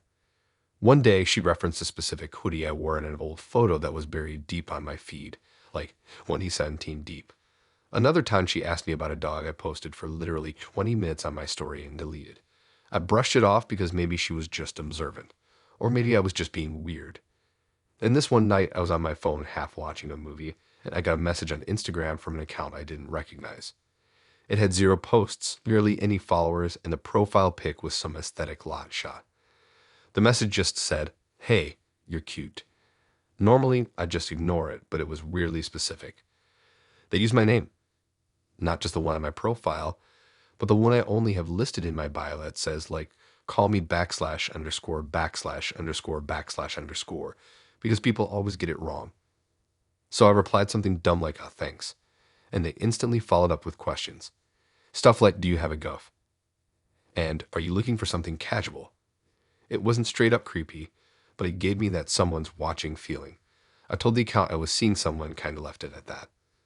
A day later, Alyssa brings it up, like casually over lunch. She goes, "If some random girl messaged you, would you flirt back or shut it down?" I told her what happened and how I handled it, and she smiled all wide like I'd passed a test or something. Then she just goes, "Good to know." That should have been my red flag. Giant flashing billboard red. But I was still in the she's quirky headspace, not realizing that quirky was quickly becoming low-key manipulative. Over the next few weeks, more random accounts started popping up. Always private, always vague, always messaging me stuff that felt like bait. Sometimes it was flirty, sometimes it was emotional, like, "You seem like someone who understands people." I wasn't dumb. By the third one, I was sure it was her. I didn't have proof, but the timing was too perfect.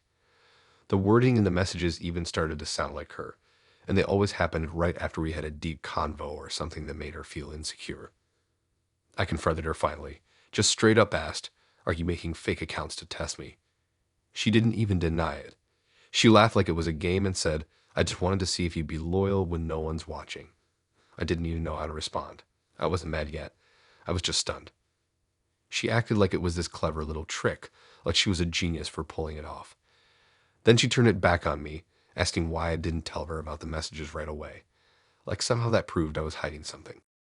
I told her it was creepy and weird and that I wasn't okay with it. She got real cold after that. Said she couldn't trust someone who fails basic loyalty experiments.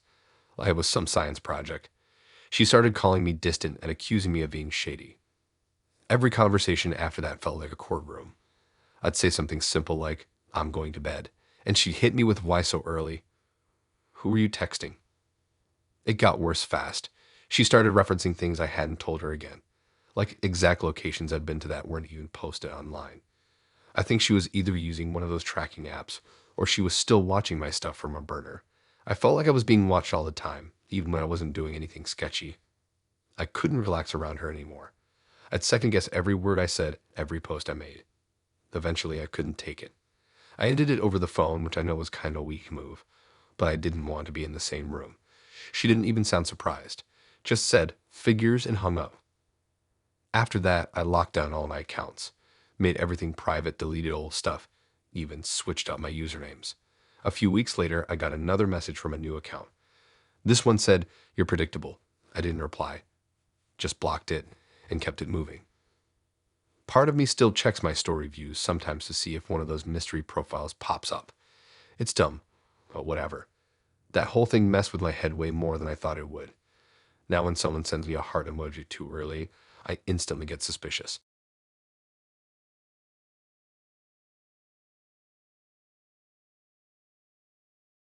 Alright, so I wasn't even supposed to be dating. I had just moved into this tiny studio of a hardware store. barely big enough to spin around without hitting a wall. Rent was dirt cheap because the floors slanted and the plumbing made weird noises at night, but I was weirdly proud of it. It was mine. I had one pan, two plates, and a closet full of graphic tees that I refused to get rid of. I figured I'd say single order food too often and slowly become the neighborhood cryptid. Then I met Eric at a local bar trivia night. Yeah, I know, real cliche. But it was freezing out, I was bored, and my friend bailed last minute, so I showed up solo. I ended up on a random team with him and a couple of his coworkers. He was the guy answering all the obscure history questions and making bad puns about every answer. Not in an annoying way, though. Like, he had this calm vibe that made you feel like he actually listened when he talked. Also, he had that scruffy, not trying too hard look that should have been illegal on someone with that jawline. We talked a bit during the breaks, and I found out he worked in it. Said he liked fixing things people gave up on. That line stuck with me for some reason. He wasn't flashy, didn't try to dominate the convo or make everything about himself. It was just easy. I hadn't had that in a while. So we started hanging out. At first it was just grabbing coffee after his shift or going on these slow walks around the weirdest neighborhoods in town, rating people's holiday decorations or making up backstories for strangers. Stuff like that. He always smelled like clean laundry and black coffee. I don't even know why that matters, but I noticed it every time. Anyway, we kept things chill. He was upfront from the beginning that he didn't want anything too serious, and I was honestly fine with that. I wasn't looking to get married or anything. I just wanted to be around someone who didn't drain the life out of me. We had this nice rhythm going. He'd crash at my place sometimes, bring me snacks after late shifts, send dumb memes throughout the day. It felt real but casual, you know. We talked about all kinds of stuff. Family, exes, future goals. I told him I wasn't sure if I wanted kids one day, and he told me he was 100% not interested in having any. Like, very firm about it. He said he liked his life the way it was, quiet, manageable, his own pace. I respected that. At least he was clear, or so I thought. So fast forward to like 2.5 months in. We're at this flea market on a Sunday because I wanted to find a shelf I could hang without it immediately ripping out of my drywall. He was acting kind of weird that day, distracted, on his phone a lot, didn't even roast me when I bought a bowl shaped like a cat's face. I figured he was just tired. Then this woman walks up to us. Late 30s maybe, looked exhausted, but had that I'm holding it together for the sake of public spaces look. She glances at me and looks at Eric and goes, "Are you still picking him up today?" My brain just went full dial-up noise. I looked at him like pick who up. Eric turns red, not even like embarrassed red. This full panic sunk into his stomach color, and he mutters something like, "Yeah, I'll be there." Doesn't even explain. Doesn't introduce us. Just kind of awkwardly waits for her to walk away. I straight up asked him what that was about, and after stammering for a solid 10 seconds, he goes, "Okay, I didn't tell you something." Oh, really? So here's the deal. Eric has 2 kids. Not like cousins he babysits sometimes. His actual kids. From a previous relationship. One's 6, the other's 4. He shares custody with his ex. Apparently, he didn't tell me because he didn't want to scare me off and wanted to wait until the right time. I was just standing there in front of a stall selling handmade birdhouses, trying to process the fact that the man who said he didn't want kids already had them. The wildest part is how calm he was about it, like he thought I'd just nod and go, "Ah, yes, your secret children makes total sense." He said it wasn't relevant at the start since we're keeping things casual. And okay, sure, maybe in the first week it's not something you yell across the room. But after months, after we talk about kids and our futures and all that, I felt like a complete idiot. I asked him straight up why he lied.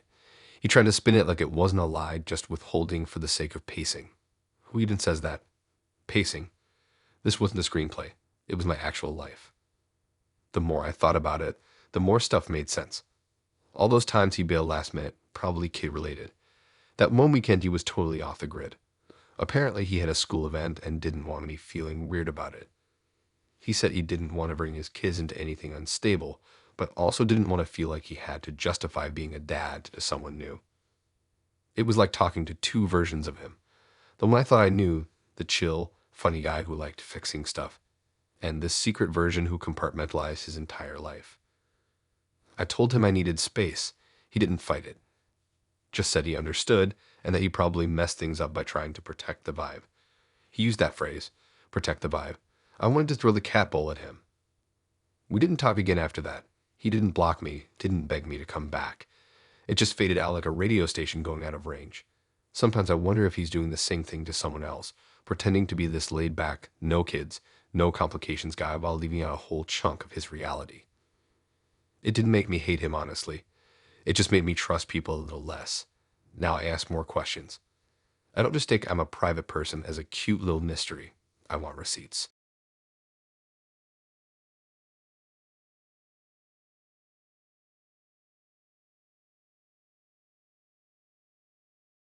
Okay, so hear me out. Sometimes when you've been single for a while, your standards don't just drop. They do this weird thing where they shift sideways, like you're not out here dating people with no teeth or who yell at waiters, but suddenly you're like, oh, she has a functioning car and doesn't believe the moon landing was fake. That's wife material. That's the place I was in when I met Jenny. We met in the most 2020s way possible at a dog-friendly brewery where neither of us actually had a dog. I was there with my friend who brought his ridiculous French bulldog named Meatball, and she was with her sister's Labrador that she was dog sitting. We both admitted within 5 minutes that we didn't really care about the dogs, we just came for the vibe and the sliders. She was loud in a fun way, like the kind of person who laughs too hard and claps during it. Super animated, full of energy. I liked that. It felt different from the usual quiet small talk dates I was used to. Plus, she had this little scar above her eyebrow from skateboarding as a kid, and I don't know why, but it was oddly charming. So we started talking. We clicked quickly, same taste in stupid 2000s movies.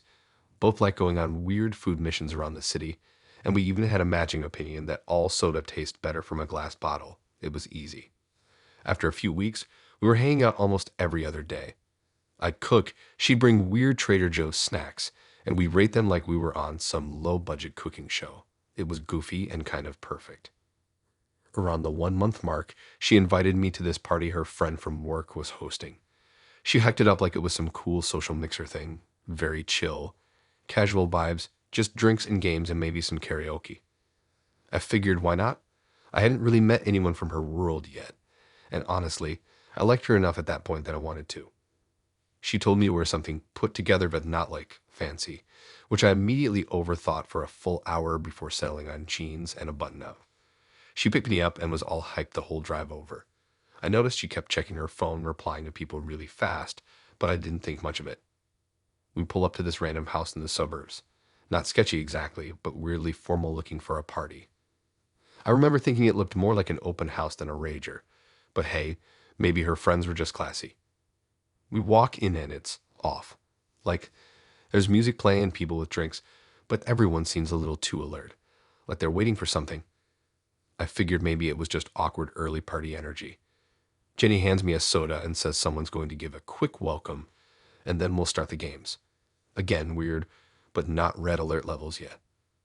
Then the lights dim slightly. A guy in a blazer, who I assumed was the host, claps his hands and starts talking. Not like, hey everyone, thanks for coming, but like he's about to launch into a TED Talk. He starts talking about unlocking financial freedom and taking control of your income, and I immediately feel my soul try to leave my body. It's a pyramid scheme presentation, like full-blown. Slides, testimonials, the whole thing. They even had a whiteboard with someone's first check taped to it. Jenny leans over and whispers, just go with it. I promise it'll be quick. I'm frozen, partly because I'm trying to process what's happening, and partly because I realize the guy just said my name. He's calling me out in front of everyone as our newest recruit Jenny told me about. People start clapping like I just got engaged. I've never wanted to disappear more in my life. The whole time I'm sitting there smiling awkwardly while he talks about how this business builds itself. I'm watching Jenny out of the corner of my eye. She's clapping, nodding, fully into it, like she knew this was going to happen and didn't see anything wrong with it. I finally managed to whisper, what is this? And she goes, it's just networking. No pressure. You'd be so good at it. Like she's complimenting me on my eyebrows or something. She starts explaining how everyone has a side hustle and how it's not even about sales, it's about mindset. I swear to you, I almost walked out right then. But I didn't want to be rude. So I sat there through another 20 minutes of passive-aggressive slides about how working 9 to 5s is for people who don't dream big enough. Then they passed around a clipboard and I faked a bathroom emergency and snuck out the back. Outside, I texted her saying I had to leave because I felt sick. She replied, "Totally understand. Hope you still see the potential though," with like 5 emojis. That's when it hit me. This wasn't a misunderstanding. She brought me there on purpose. Not to meet her friends, but to make me part of her pitch. I wasn't her date, I was her demo. I didn't reply. The next day, she sent me this huge message about how she was disappointed I wasn't open to alternative income models and how this wasn't just a business, it was a community. Then she asked if I'd be willing to come to one more meeting because the energy is totally different when you're in the right headspace. I blocked her. The wildest thing is that for a second, I actually started questioning myself. Like, was I being too judgmental? Should I have just stayed and been supportive? But then I remembered the way everyone in that room clapped like robots. The guy who said he made $7,000 in a week, but still lived with his mom, and the fact that Jenny didn't even warn me. She knew exactly what she was doing. And honestly, I'm not even mad she was in the pyramid scheme. I'm mad she dragged me into it without telling me. After that, I avoided anyone who used words like mindset or residual income in casual conversation. Still do. I also can't walk past a whiteboard without getting flashbacks. Well, that's the story of how I thought I was going to a party and ended up almost becoming someone's downline.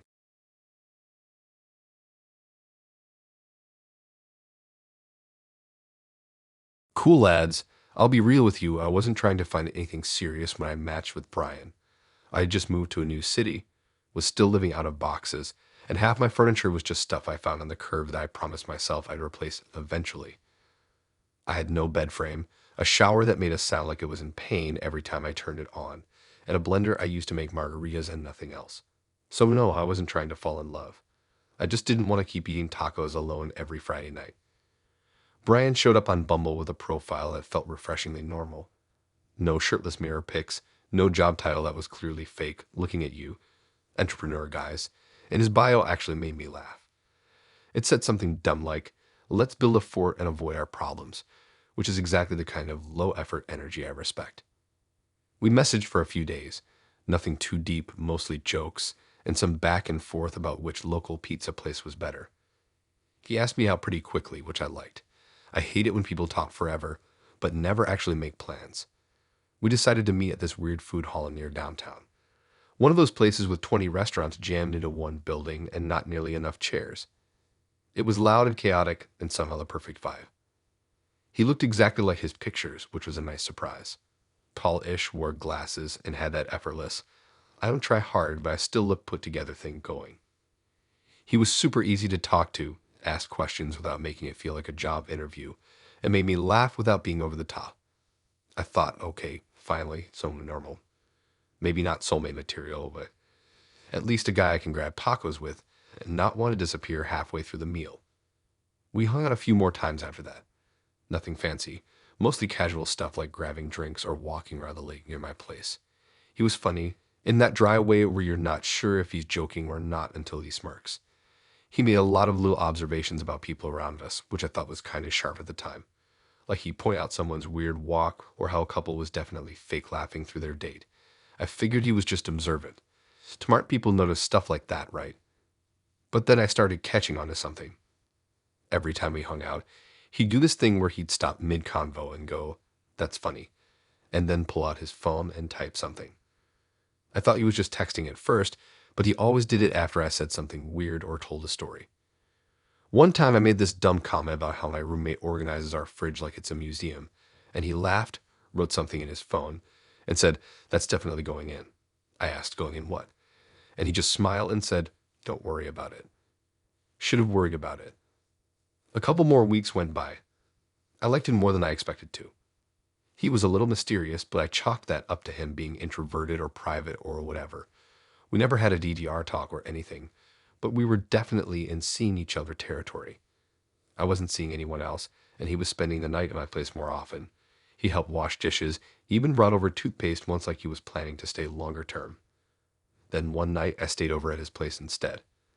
He had this tiny apartment full of random thrifted art and a massive desk setup with a ring light and multiple monitors.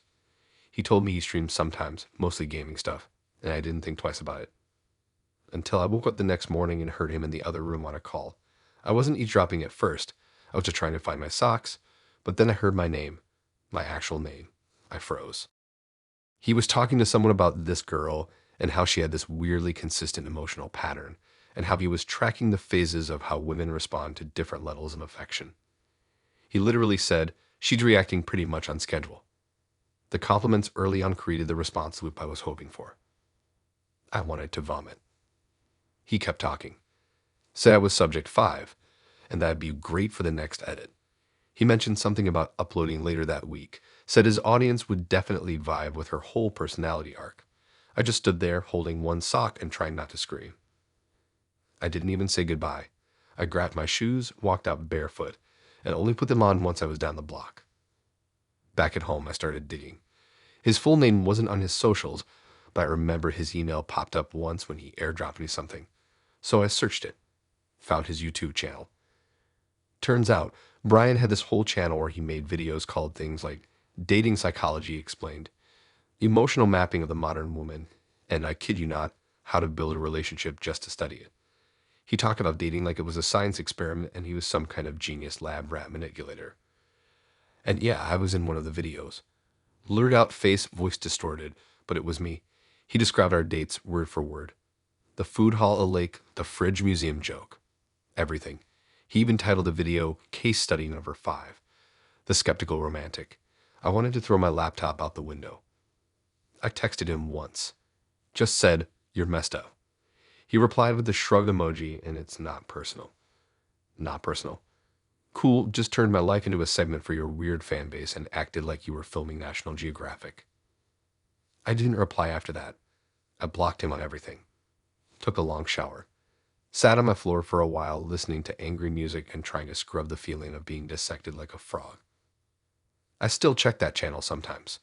Not because I care what he's posting, but because I want to make sure I don't end up in another video. Last I saw, he was on Case Study 8, The Girl Who Overshares. So someone else is probably out there going through the same trash.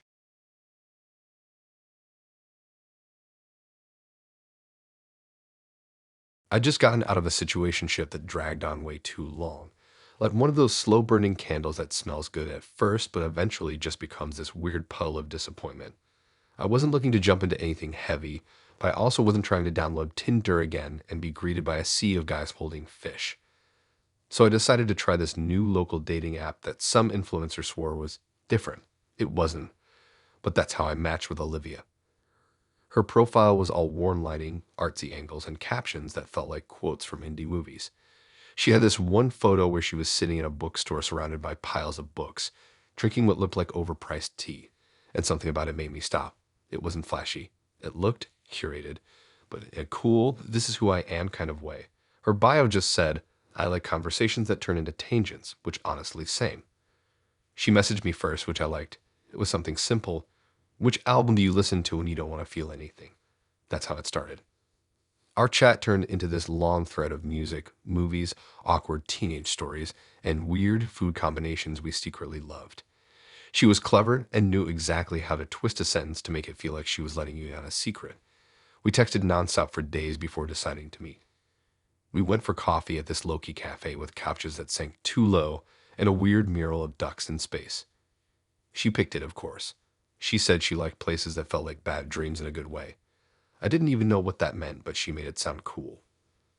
In person, she was soft-spoken but sharp. The kind of person who takes in everything and then says one thing that makes you question your entire worldview. I liked that she wasn't trying to be bubbly or super flirty. She was just present, and you could tell she was paying attention. We stayed there for hours. Talked until they started sweeting around our table. After that, we kept seeing each other pretty regularly. She invited me to tiny local events, film screenings in someone's garage, acoustic shows at plant shops, random zine fairs where everyone smelled like patchouli and existential dread. She introduced me to places I never would have gone on my own. It wasn't one of those whirlwind things. It was slow, comfortable, thoughtful. She wasn't overly affectionate, but when she did stuff, it felt intentional. Like she'd make you a playlist and actually order the songs like they told a story. She once left me a note in a book I'd mentioned weeks earlier, just saying, "Page 87 made me think of you." I liked her. A lot. But I couldn't always read her. She didn't give away much about her past or her inner world unless you asked directly. And even then, her answers came with a pause, like she was deciding which version of the truth to hand over. I didn't mind it at first. I just figured she was guarded, like most people who've been through some kind of heartbreak. Then one night, she mentioned she had a podcast. I was like, oh, cool. What's it about? She told me it was conversations about human connection, which sounded vague and artsy, but also sure. That tracked. I asked if she wanted me to listen, and she said, only if you feel ready to be heard. I thought she was being poetic. Turns out she was being literal. A few days later, I'm on Spotify scrolling through random stuff and decide to check out her podcast. It's got a very Olivia vibe, moody intro music, soft-spoken narration, occasional background static that makes it sound like it was recorded in a dream. The episodes all have titles like The Boy Who Mistook Me for Safety and When Affection Feels Like a Mirror. Honestly, I thought it was going to be about past relationships or abstract thoughts on dating. I didn't expect to hear myself. Not my name, but like me. Our first date described in detail, the Space Duck mural. The song I said was my favorite. A whole breakdown of the way I stirred my coffee and what she thought it said about my emotional availability. I sat there, phone in hand, listening to her voice calmly dissect everything I had said or done during that first week like I was a museum exhibit. She talked about my texts, the way I responded to jokes, the fact that I waited too long to ask her a deep question. She called me emotionally reserved and borderline sweet but hesitant, and gave me a score, an actual score on what she called her dateability metrics. 8 out of 10 in presence, 6 in vulnerability, 9 in curiosity. The whole episode felt like a Yelp review of my soul. I thought maybe I was overreacting. Maybe it was just that one episode. But nope, I kept listening. I kept hearing more. Each new episode tracked another interaction. She even referenced conversations we had while lying in bed, talked about how I reacted to a dream she told me, what my silence meant when she mentioned her dad. It wasn't cruel. She didn't roast me or call me trash. But it felt invasive in this weird, sterile way, like she was studying me instead of being with me. The next time we hung out, I didn't bring it up right away. I just watched her. The way she'd tilt her head slightly while I talked, the way she'd repeat my phrases like she was tucking them away for later. And then I realized she wasn't fully with me. She was observing me, recording me in her head for content. Eventually, I asked her, straight up, do you talk about me on your podcast? She didn't deny it, just looked at me, shrugged, and said, you inspired me. I should have been flattered. She said she never used names, never said anything harmful, and that it was all in service of understanding connection. Then she said, you're part of the story, but you're not the story. Does that make sense? It didn't. I told her I wasn't okay with it, that it felt like she was performing intimacy instead of actually having it. She said, I'm just documenting. Like that made it better. I left. She texted me later with a link to a new episode called The One Who Left When It Got Real. I didn't listen to it. Now, anytime someone tells me they have a podcast, I ask a lot of questions, like a lot, because I'm not trying to be anyone's case study, metaphor, or soft-spoken cautionary tale.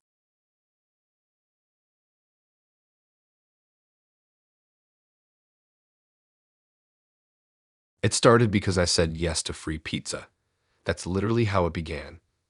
Our office was doing one of those late Friday meetings where they bribe you with food so you don't complain about being kept past 5. I didn't even want to be there. I had plans to go home, microwave some dumplings, and fall asleep halfway through a movie.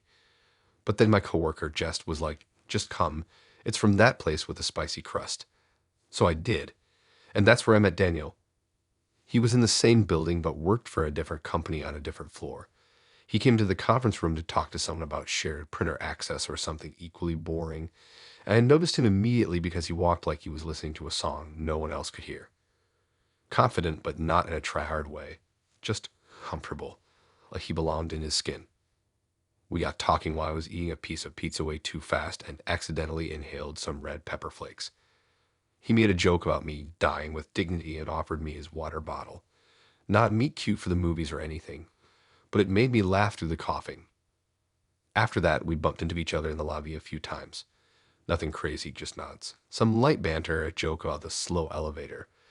Then one day he waited for me outside, said he was grabbing a coffee and asked if I wanted one. It was raining and I was in a mood, but something about him made me say yes. That coffee turned into a walk, which turned into dinner the next week, which turned into me texting him when I had a crappy day and needed to vent. He was the chillest person I'd ever dated. Nothing rattled him.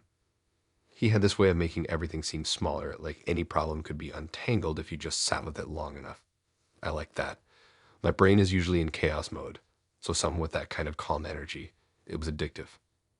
We didn't move super fast, just regular dates, texting, spending time at each other's places. He liked old movies and had a weird obsession with peanut butter pretzels. He never made me feel like I had to be on, which was new for me.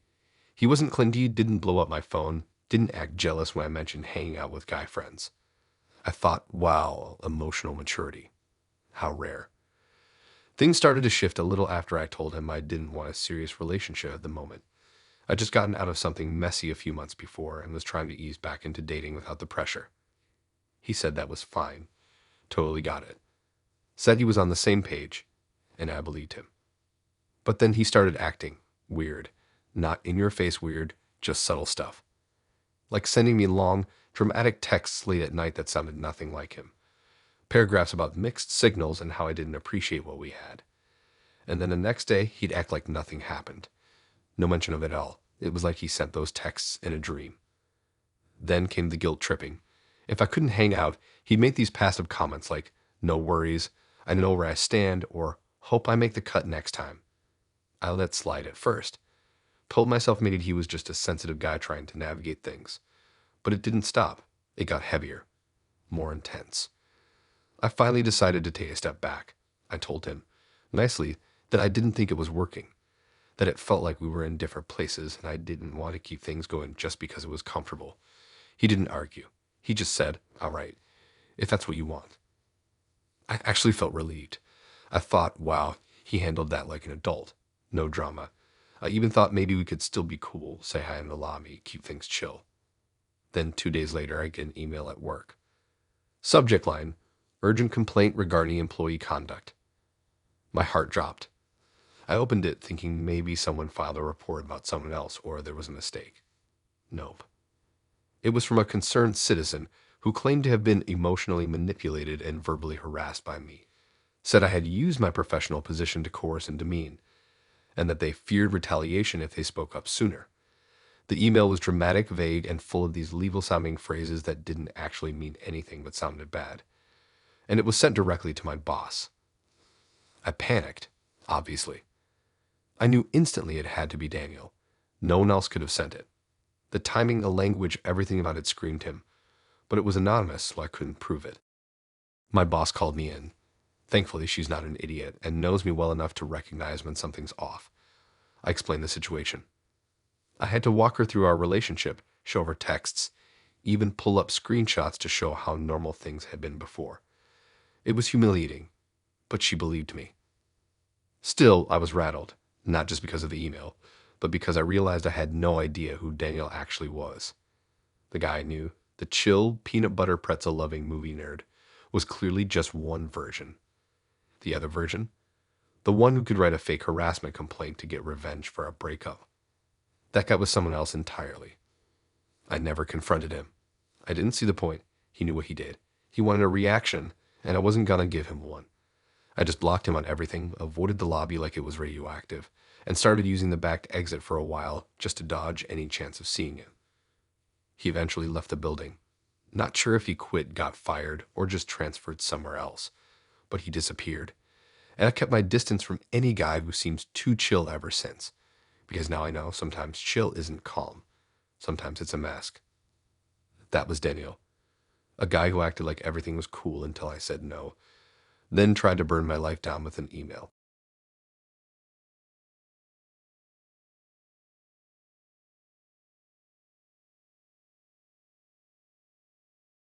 You know how people say, if something feels too good to be true, it probably is. Yeah, I ignored that. Fully. Like steamrolled right over it with a smile on my face. Because when I met Brooke, I was so caught up in the fact that she liked me back that I didn't stop to wonder if maybe that wasn't the one I thought it was. I'd met her through mutuals at this rooftop birthday thing. One of those parties where nobody really knows whose birthday it actually is, but someone brought cupcakes and there's a speaker playing bad remixes of nostalgic songs from middle school. I almost didn't go, but I'd just gotten a haircut and felt weirdly confident. Like the kind of confident where you're like, sure, I'll talk to the girl with cool tattoos and perfect eyebrows and an actual sense of fashion. That was Brooke. She was funny, in this kind of dry, blunt way that made everything she said feel important. Like if she was talking to you, you paid attention. She wasn't loud or trying to be the center of the party, but people drifted toward her anyway. She had this vibe like she knew exactly who she was and didn't care if anyone else got it. I've always been a sucker for that. We started talking over some off-brand seltzer and stayed in our own little bubble for most of the night. Everyone else was drunk dancing by the end, but we were still sitting on the patio couch sharing a blanket and debating whether cereal is soup. It is. She gave me her number and said, "Don't be boring," which I thought was a test. So I texted her the next morning, "If I were a sandwich, what kind would I be?" She responded instantly. We were off. Over the next few weeks, things just flowed. I don't know how else to describe it. She'd invite me to the most random stuff. Late night bookstore pop-ups, warehouse parties with bad lighting, this awful live poetry night where the mic kept cutting out, and I'd just go. I didn't care what we were doing. I just wanted to be around her. She wasn't over the top romantic or clingy, which honestly made me like her more. I didn't feel like she was trying to impress me. She didn't ask for constant attention or reassurance, and it made me feel like maybe, for once, I was with someone who had their own life and still wanted to include me in it. It felt solid. We never had a "what are we" talk, but it felt like it was heading somewhere. We weren't seeing other people. At least I wasn't. I assumed she wasn't either because of how present she was. Always down to hang, always texting me first if I hadn't in a while. She'd send me pictures of cool buildings she passed or weird things on the street like a shoe hanging from a tree. She called them little moments and said she liked saving them for people who get it.